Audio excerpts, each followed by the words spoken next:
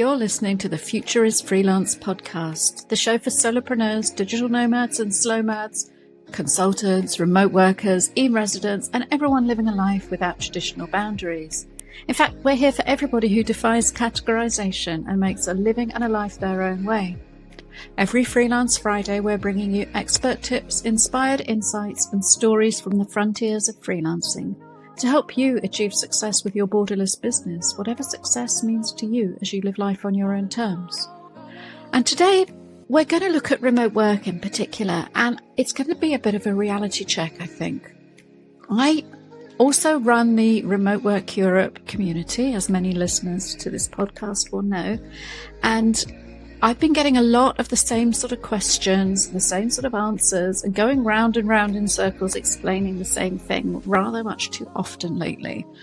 There are a number of myths I wanted to bust, therefore, and a number of things I wanted to talk about today on the podcast to really try and get to the heart of some of the misunderstandings about remote work and freelancing, and why people aren't achieving success in the way they want to, why sometimes people aren't asking the right questions, because I want more people to enjoy the lifestyle that those of us on the other side of that do.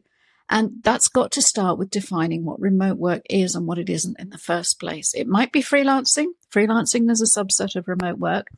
But it's important to really get clear that remote work is simply a description of a way that you do all sorts of different kinds of work. We get posts and I get a million DMs a week, and we get comments on the podcast and on the videos and on the website as well, which all basically amount to the same thing. How can I get into remote work? What jobs can I do? And basically people are asking for remote jobs in something that they've never done before, because they feel that remote jobs are a separate category to the rest of their lives and careers and whatever professional skills and experience they've developed. So this is the thing I want to unpack today, because there isn't this subset of remote jobs which are somehow special for you to opt into without any skills or experience. I think that we are culpable in terms of the remote work and freelancing and digital nomad media to have let this kind of misconception build up. I think I've said this before, and this is one of the reasons I wanted to do this episode. There is way too much content about the lifestyle and about the image and the stock photography of the digital nomad on the beach in a hammock, sitting under a palm tree or whatever. And we don't talk enough about the work. We don't focus enough on what pays for that lifestyle, that trip, how you build financial security, how you build professional skills and reputation. Sometimes, therefore, my podcasts and content might be a little bit more boring compared to the people who've got the skiing shots or the beaches and so on. I don't even do Instagram. I'm not about the visual side of things. I'm about the reality. And that's why I wanted to do this episode about the realities of remote work, because it really is different to what a lot of people seem to think it is. You know, there are people doing remote work for all sorts of industries and organizations. There are actually very few jobs that cannot be done remotely these days. Whether you're allowed to do them remotely by a particular employer, that can be highly variable for a number of reasons, which we'll unpack later on.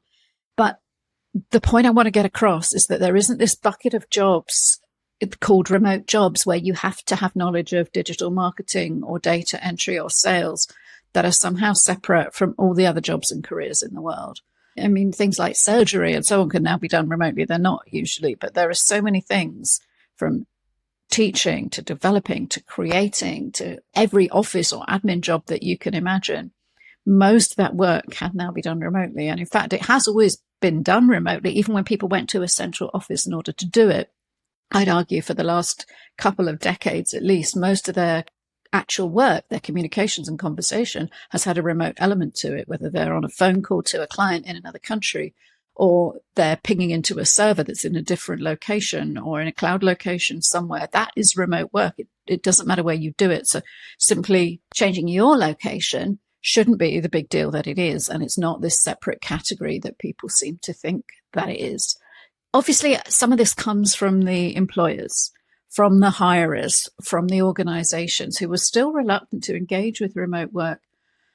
We've been through this huge change where 4 years ago, It's 4 years ago, coming up towards the end of 2023 when I'm recording this. It's funny, actually, that was when I started planning the Healthy, Happy Homeworking book. It was going to be a single book at that point because I was coming up to my 20-year anniversary of working from home, which I thought I knew everything there was to know about, of course. And at that point, most people working from home still had a bit of a mystique about it, a desirability. None of us knew what was going to hit us in 2020, and everything changed. There was a huge global change to working from home, to working remotely. And at that point, a great many people and a great many managers had it proven to them that work could be done remotely, whether that was the ideal situation, and certainly whether doing it at home from lockdown was an ideal situation. That was very different. But alongside that social shift, we had huge amounts of technological development and funding and apps that people were only using in quite narrow sections of the working world suddenly became everyday adjectives and even verbs. You can Zoom someone. We never said that 4 years ago outside of our weird little remote bubble that some of us lived in. And freelancers didn't generally Zoom people that much often anyway. But everything changed 4 years ago. We recognized that. Now we're having this backlash where people maybe don't want to work from home. They want to work from anywhere. There are difficulties with that. Some employers, even Zoom, are trying to get people back to the office. So it's strange times we're in. And some people have had that taste of working from home during the pandemic. And now they want to get a fully remote role because they really appreciated the freedoms that unlocked. And they want to carry on with that. But for some reason, they might think they have to change jobs or even change career into something called remote work, whereas what they're doing is already working remotely. So we need to get past the reasons for this, and we need to recognize that things are changing. They're just not changing quickly enough.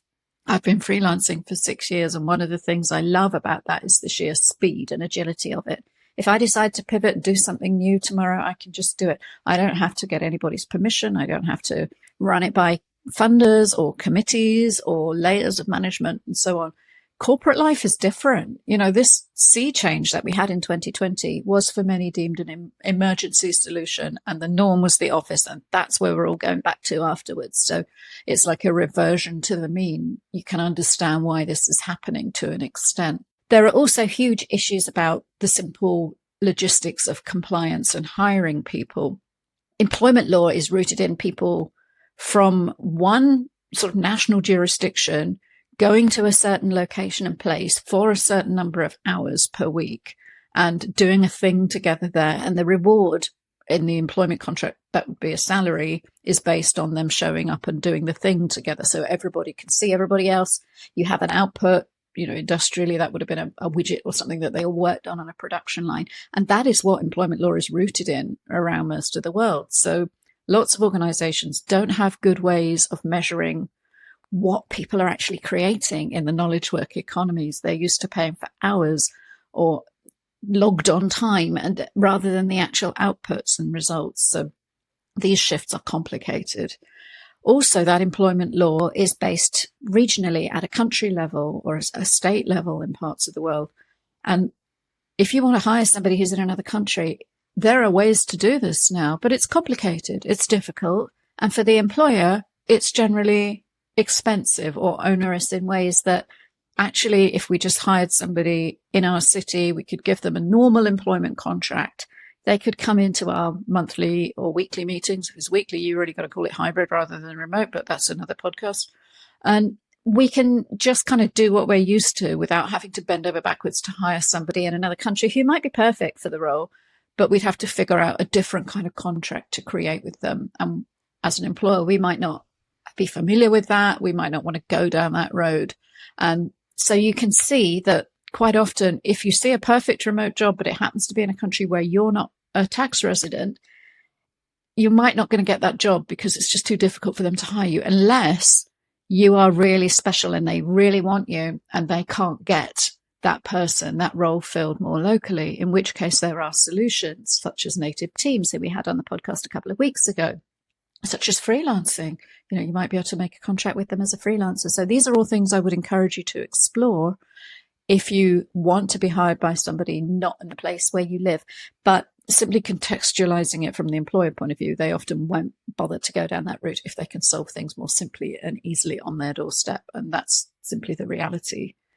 I think another issue that we don't talk about enough is trust. To hire somebody to work for you remotely means that you have to trust them. And we've already seen that that trust can be abused in employment. People can steal time, they can steal resources. Pre-pandemic, when remote work was a privilege offered to people in particular responsibilities or with niche skills, this was less of a problem. But we still have this category of technology and products that's emerged around this for time tracking, for monitoring what people do on their own computers, often even in their own homes, which seems to me unspeakably invasive, that employers somehow don't have a way of recognizing the value you're contributing. Are you creating enough intellectual property? Are you generating enough value? Are you making enough profit for the company? Because ultimately, if it's a commercial job, everything should be tied back to that bottom line. But often people don't have ways of measuring this because they're not set up that way. So instead, they measure things like how long are you spending logged into a certain application on your computer? Is your mouse jiggling frequently enough in the corporate apps? Is your green light staying on in Slack to indicate that you haven't nipped off to the loo or the pub? And we're seeing categories of products emerge, like there's literally a thing you can buy now on Amazon to jiggle your mouse from time to time to make it look like you're active at your desk, even if you're not. And this is the crazy world that we've ended up in. So lack of trust is a huge issue for people, for managers who are used to walking around and seeing people apparently being active. I mean, assuming they're not actually looking at their screens, who knows what those people in offices are doing all the time, but there's a reassurance that comes from having them physically present. So for you as the potential remote worker, you need to see this from that point of view and realize that if you want someone to give you a job to do completely remotely, there's a huge amount of trust involved. And somehow you need to satisfy those current worries that that employer is going to have. If they've never worked with you before, if you want to do something different that you've ever done before, you've got to somehow overcome that, build that trust and integrity with that employer that you can do the work. Yes, that's the first thing. And that's what the job application process is all about, with interviewing and testing skills. But secondly, you have to prove that you will do the work, that you are doing the work in a way that they can measure, that they can be satisfied by in order to pay you the salary for that which you've agreed. So you can see that it's challenging for employers sometimes if they haven't set up their business to be visible in that way, for them to see what you're creating. They might find it easier to just have people under their noses, and it can require a rethink. And that's why you tend to end up with companies that are fully remote and companies that are pretty much office-based with rare exceptions. One of the things you need to do when you're looking at applying for remote jobs is think really hard about how you're going to demonstrate that integrity, how you're going to demonstrate that people have trusted you, how you're going to demonstrate that you've seen things through without direct supervision. Are there things in your personal life you can bring in? When I was hiring for remote roles pre-pandemic, when nobody had done it, I used to look out for clues. Like one of the things, I once hired somebody who'd written a novel, because for me that showed that they could see a personal project through in their own time without any management, and they'd done that on their own and they'd got it to publication. Somebody else who trained for a marathon, months of commitment and following a program without supervision. Those are the kind of ways you can demonstrate trust. So can you see that if you're hiring for a fully remote vacancy, what you're looking for is that needle in a haystack? Because first of all, if your vacancy is truly work from anywhere, now these are rare, if you really are prepared to do whatever it takes to hire the best person in the world, then a lot of people are going to want to come and work for you. Now, there are truly fully remote companies who hire at scale, and some of those exemplars like Automatic, GitLab, Doist, we take their roles in the newsletter for Remote Work Europe because we know that they are truly remote first and that wherever you are, they will make an acceptable contract with you. But we also know that when we put in a role for something like a product manager, they will get, it's almost certainly thousands of applications for that role. So how on earth are you going to stand out amongst those? You really have to recognize that huge amount of competition. So you have to recognize, first of all, that no human is going to look at thousands of applications, that you're going to start with an automated process. So there are certain things that they request. You have to respond in a certain way.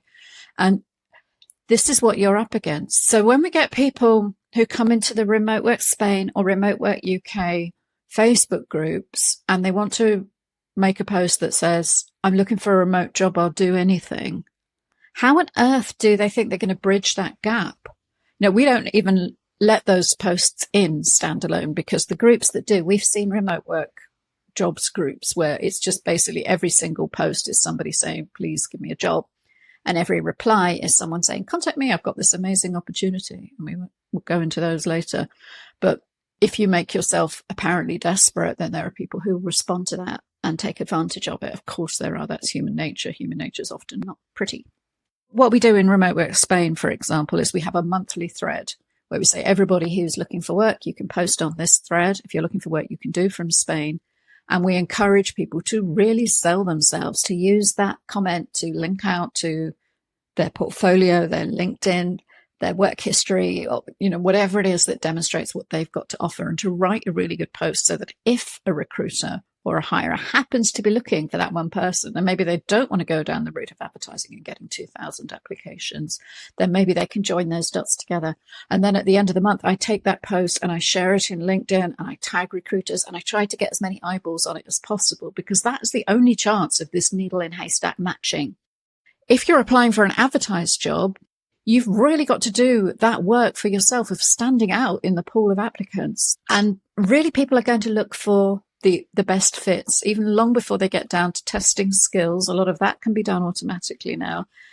People are going to want to weed out anybody who hasn't got the right qualifications, who hasn't got the right experience, because why would they take the risk when they've got possibly hundreds of applicants who meet all those requirements on paper? It's simply not worth their while, unless they're looking for something incredibly rare, in which case you are the only obvious person to hire anyway.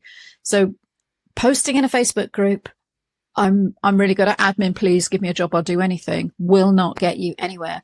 Nor will posting in a Facebook group, I really want to get into remote work, so what should I do? All I can reply is, what do you do? What do you know? What are your professional skills? Then you need to find the remote employer who might be hiring for those skills, or you need to figure out how to offer those skills independently as a contractor, as a freelancer, because there are no remote jobs that I can hand anybody on a plate. It doesn't matter how plaintive their DMs. And I've stopped replying to the DMs because I can't. I wouldn't have time to make podcasts or work for my own clients if I tried to reply to everybody who said, I'm desperate and I need a job. And for people who don't say what they actually do, what they have to offer, you've got no chance of somebody looking at that and thinking, right, I'm going to hire that person. Nobody hires you just because you want to work remote. Nobody hires you just because you're desperate and you haven't got any work. I'm sorry, this sounds really harsh and really horrible, but a reality check is needed. This is what you're up against. You have to sell yourself. You have to sell what you do, not what you want to do, but what you can demonstrate and prove a track record in. And if you haven't got that, if the work you've done throughout your life cannot be translated into remote, I would first say, find a coach, find someone to work one-to-one with. I do not do one-to-one work with clients at the moment, but I can connect you with people who do.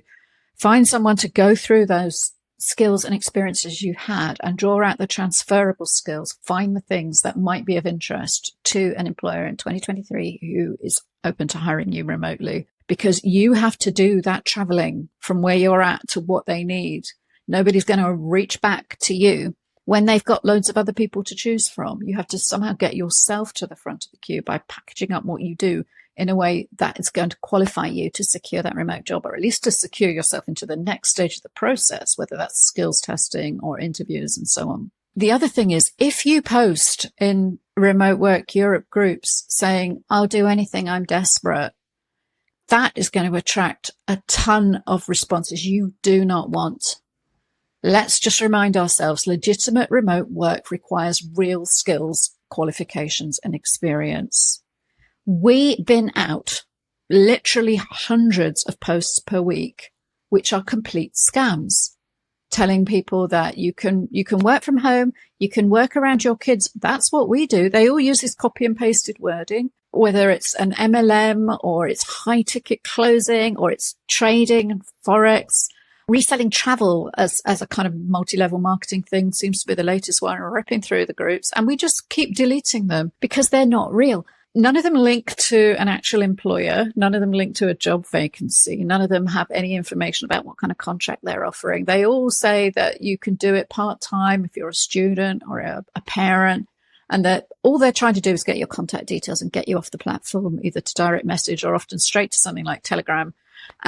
And then God knows what they're going to do with your information. So we don't let those posts into the communities. We don't give them a platform. But if somebody posts publicly on any social media that they're looking for remote work, that they really need a job, then you will get those messages in your DMs. I can't do anything about that. Neither can any other social media or community leader. If you say publicly, I really need a job, then there are people who are going to exploit that.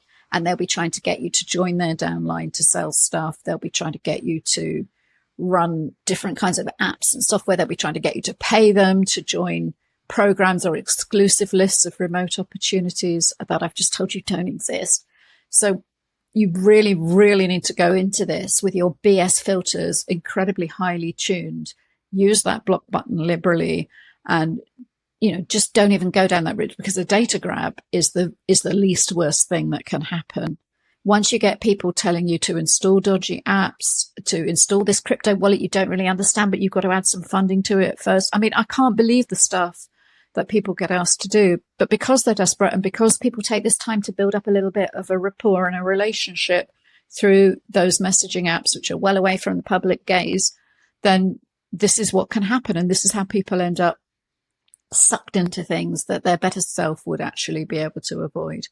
We don't platform these people, as I've said, but they will find you if you start advertising that you're looking for work. So what can you do instead then? You have to think more creatively. If you want to work remotely, you might have to step sideways. Say you worked in a laboratory and you were doing hands-on activities in a lab. You won't be able to do that remotely. But are there other things within that industry? Your specialist knowledge of those enzyme tests or something could be used to market those enzyme tests, or to quality test them, or to create new packaging for them that you design online. I mean, I don't know anything about enzyme testing. I'm completely stabbing in the dark here, just to try and illustrate ways that you can think about, this is the thing I do face to face, and how could I package that up in ways that I might not have thought of. Another example might be teaching. Language teaching is a huge one for remote workers in Europe. And there's a whole other podcast to be made about whether the fact that you are a native English speaker means you're qualified to teach it. There are fewer and fewer opportunities available to people who just want to teach without any qualifications, so they do still exist. And you can join a language academy and you can teach. But I would encourage you to think, how else could I use those skills? Translating, interpreting, that's still a thing, but it's a thing that will increasingly be subsumed by automation. So I wouldn't go down there from a career point of view. What about, could you create information products with those language skills, those teaching skills? Could you create a standalone self-completion course in, I don't know, business and IT Spanish or something? Again, off the top of my head, I don't know what the demand is, but think about how you can package up your skills to offer them online. Could you really niche down the fact that you can teach English? What about the industry that you worked in for 20 years? Could you go and specialize and teach English in that vertical and charge a great deal more per hour for it, because you're combining the teaching with the expertise? There was a great example from season 1. We talked to Russ Pierce, who teaches aviation English, because every pilot in the world has to have this base vocabulary of English, and he's a pilot. So he's got those two things and put them together to come up with something where he will get hired by people from all over the world, because only he has this bespoke offering. And he's put himself out there. He's got the website to pick up when people are searching for that. They'll find him. And that's what you need to operate globally. You can't just say, I want to teach English, because that's a race to the bottom on hourly rates, and you're competing with native speakers from all over the world. So aligning your skills with what the market needs is really important. You have to make sure that it's obvious that you're the person to hire for it. And if somebody finds you on social media because they're searching for aviation English or legal German translations or something, that's great. They find your website. But then what happens when they look at your social media? Does that check out? Is this clearly the right person, or am I seeing something that's a bit weird or actually off-putting? Does everything line up? Does everything check out? you might need to think, well, actually, I'm not going to get a job with an employment contract with a guaranteed income with that security. You're listening to the Future is Freelance podcast. I'm not doing the intro again, but I'd like you to just remember that freelancing and jobs, these used to be two completely separate things at different ends of a spectrum. You could put them in different buckets, and people did move between one and the other, but it meant crossing a chasm and taking a leap into something completely different. Now, I would describe those two extremes as the ends of a spectrum. From the full-blown solopreneur who has their own business, who works one gig to the next, or operates as a completely independent operator. And at the other end, you've got the 40-hour-a-week rock-solid employment contract. In between those spaces, there is a multitude of options that I encourage you to explore. If you've got your eye on that location-independent career, but you happen to be employed somewhere where that's never going to happen, and you've had that conversation and it's never going to happen, but you could use your skills professionally somewhere else, then maybe there are opportunities internally. You could become more of an employeepreneur. You could start shaping your role towards things that can be done in a location-independent way, or towards departments and areas of activity where there's greater flexibility and consideration on offer for that kind of working. You might find that there are projects you can engage in that will advance your career, that could take you to another location, and somebody actually pays you to go and pays your relocation. That might solve your remote yearnings just to go and live somewhere else for a bit and check it out. You might find that that's not enough for you. You want to take a further step. So actually, I know I could do this bit of my job that's really in my zone of excellence and joy, and there's another bit I hate. And what if I was to consult in that one area? What if my current manager was my first client as a consultant? Yes, these are big steps if you're used to that security of that employment contract. But having the conversation at your next review might just open that up. It might make them value you more anyway. If you're a high performer, they need to know that the fact that you can't work remotely is actually impacting your loyalty and your likelihood to stick around. They might suddenly become a bit more flexible anyway. But if not, is there a way that you could work part-time, for example? Could you work on a contraction basis? Could you work as a consultant? Could you work in a very flexible hybrid way where you only had to be on site 1 or 2 days a month and you could combine travel around that? The next step from that might be to, if I'm not doing this full time for my employer anymore, who else could I do it for? If I'm going to be a consultant, I really need more than one client just for that security. So what are those transferable skills? They might not lead me straight to an advertised job contract, but they might lead me into being able to offer that service on a far more niched and nuanced ad hoc basis. And before you know it, you've got a great freelance career growing there because you've identified that thing, that superpower that you can bring to the world to add value. And you realize you can do it on your own terms. What I'm trying to get across is between that extreme of employment at one end and pure freelancing at the other, there is a vast spectrum. There are fractional roles. There are directorships. There are contracts. There are part-time roles. There are interim positions.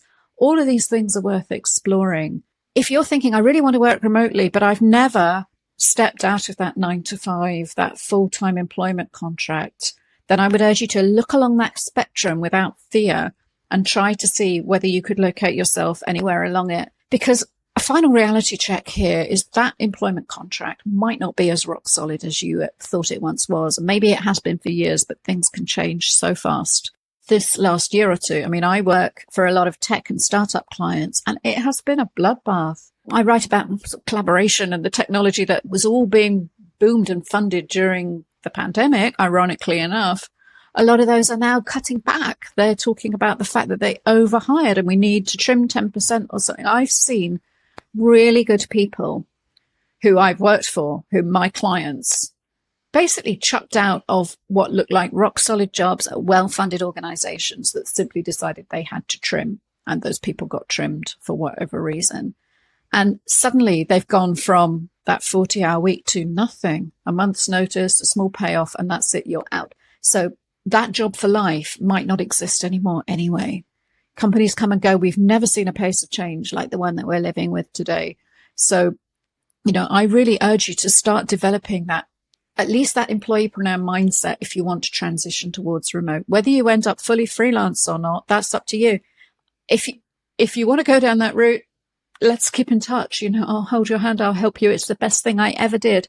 But the first step towards it has to be recognizing that that job for life might not be what it was sold on the tin to you 20 years ago. Anyway, that can have changed, and you can change with it. You can get out in front of it. And I know that if I lose a client as a freelancer, I've got my other clients to fall back on. Nobody can take away 100% of that work from me ever again. Even if somehow I lost all my clients overnight, what I have got is an up-to-date portfolio, an up-to-date LinkedIn profile. I've got an audience that's listening to me on this podcast, in the newsletter, in the content I create. I have, in other words, my personal brand that I've built up around that, which will support me to move into my next piece of work, whatever that is. And I will have an open mind as to how those skills can best be used. But I know that I have a network to tap into when I need to find additional work. So many employees do not have that because they haven't cultivated it, because they haven't needed to. The only question mark about their job security is their annual employment performance review. And will that lead to a raise or not? There are people in jobs and industries where they're incredibly unlikely to be let go unless they do some sort of gross misconduct, where things will just chug along. Those were the jobs and careers that our parents had, and they are becoming fewer and further between now. We have to move beyond that. We have to look differently. And we have to look at the realities of remote working. Remote work is fantastic. It's out there for the taking. Great many roles can be done that way, but you won't necessarily step into one. If your current work cannot be renegotiated, you may have to step sideways. You may even have to step backwards. You might need to think, well, okay, do I need to update my skills? Do I need to gain new qualifications? Do I need to do something to demonstrate to somebody that I'm able to do this? I don't mean go and work for free. That's almost never the right answer, but you might need to find some voluntary work, for example, to demonstrate that you have the capacity to carry out work remotely in a way that's safe and trustable, to build up that evidence, that portfolio, to get someone to consider you. You might have to explore the different ways that you can actually legally do it in order to then go to a potential employer and say, look, I'd be absolutely perfect for this position. I know I'm not a tax resident in your country where you have a legal entity. So these are the options that I've explored and would like to present to you. You could use this employer of record, and this is how the costs could be borne to split that out, such as our partnership with native teams through Remote Work Europe. They can cost all that out for you. So you could take that to an employer and say, this is what it would involve to hire me. You could say, I'll work for you as a freelance contractor, but this is what I'm going to need in order to have parity with the salary that you were offering, in order to recognize the fact that as a freelancer, I'll be responsible for my own holiday, my pension contributions, my social security, my risks of being off sick and whatever. So all of that stuff you have to work out. It's much harder than just going and checking a box and doing a job. But for those of us who've done it, the rewards are so great as well. To get to the other side of that, you get used to figuring this stuff out. You get used to owning the responsibility for it, being in control of it. Again, you're not delegating that to somebody else to sort out your retirement savings or your health cover. If you're a solopreneur, you do this stuff for yourself. This is the cost of real remote work. You cannot get a remote job by putting your hand up and asking for one to be given to you. And some of this might sound really, really hard. And I'm sorry for that reality check. But I'm not going to keep posting pictures of people sitting on beaches just magically doing drop shipping or high ticket closing or coaching other people to sit on beaches with laptops, because it's not real. You're not going to make a sustainable living and career that way to support the life you want to lead. Instead, I care about you and your career as a real remote worker, as a freelancer, as a contractor, as an individual responsible for your own career and success and independence.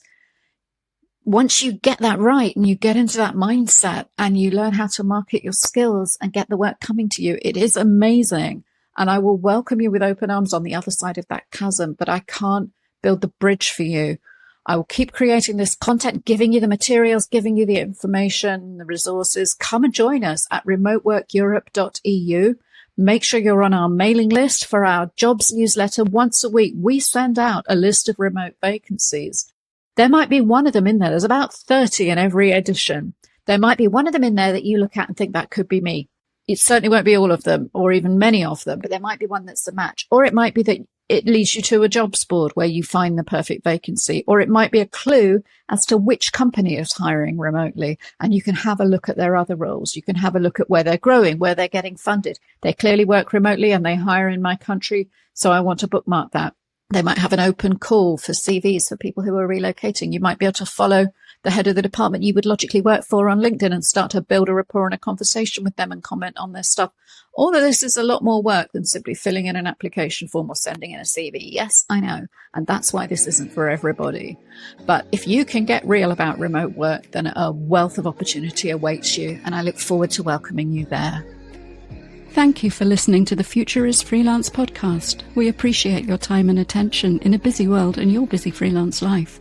If you enjoyed this episode, please share it with a fellow freelancer and help us grow this movement of independent entrepreneurs.